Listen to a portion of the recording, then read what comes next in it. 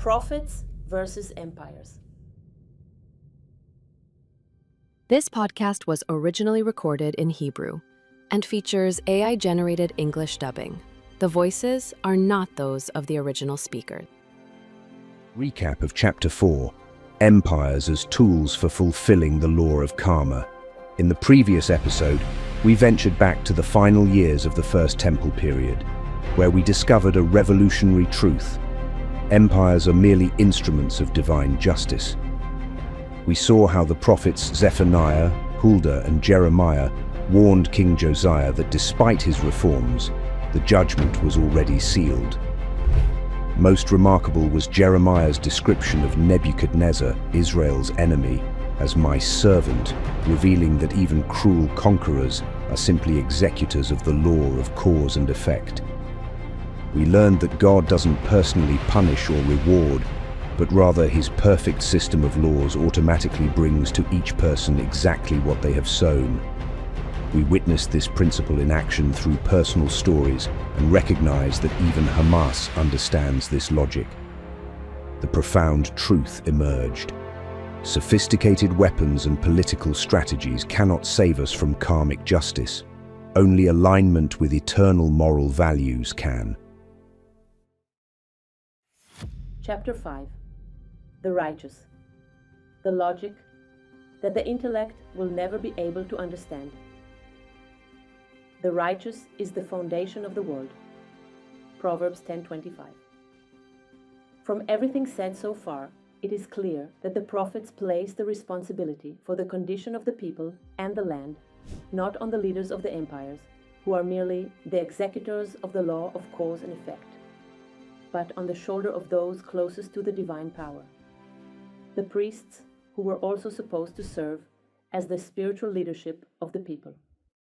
Because if the spiritual leaders sin and transfer the power to idol worship, the people have no chance. According to the laws of creation, when God's power is misused, whether in thought, speech, or deed, the mills of justice of these eternal laws may grind slowly, but sooner or later, their absolute justice cannot be avoided. The law of attraction between similar species draws every evil thought, speech, or deed to one another, amplifies them, and then, at the appropriate time, the law of cause and effect returns them to their originator far more strongly. Divine justice works with absolute precision, and there is no chance for error in the Creator's perfect system of justice. Only our material consciousnesses, which are limited to time and space, cannot grasp that divine justice does not necessarily take place within one lifetime. But let's return to the First Temple period to discover that even if the priests sinned and transferred the power to idol worship, there was still a chance for salvation, the presence of a certain number of righteous ones. Before the destruction of the First Temple, the prophet Jeremiah calls for a search for just one righteous person who could save Jerusalem. Roam through the streets of Jerusalem and look around and take note. Search her squares to see if you can find a single person, one who acts justly and seeks truth, that I may pardon her. Jeremiah 5:1. However, the moral corruption that had spread through all levels of society, from the leadership, the wealthy, and down to the poor, led to the fact that not even one righteous person could have been found and saved Jerusalem. But what is the power of one righteous person against an entire nation that sins? Why is it said in Proverbs 10:25 that the righteous is the foundation of the world? And what is the meaning of this saying in the book of Genesis, chapter 18, verses 23 to 33? The patriarch Abraham pleaded with God to save Sodom and Gomorrah, notorious ancient cities known for their extreme wickedness and immorality. Through a remarkable dialogue with God, Abraham gradually negotiated to reduce the minimum number of righteous people required for the city's salvation from 50 to just 10. In the end, not even 10 righteous people could be found, and the cities were destroyed by fire and brimstone, just as Atlantis was destroyed. This destruction came not through war, but through other messengers of God's mechanism of the laws of creation, the elemental beings that bring judgment through the forces of nature, about which it is said in Psalms 104:4. He makes winds his messengers, flames of fire his servants. But even if 10 righteous people would have been found, what is their power against sinful cities like Sodom and Gomorrah? First, we must understand that these numbers are not necessarily the actual numbers required to save a specific place.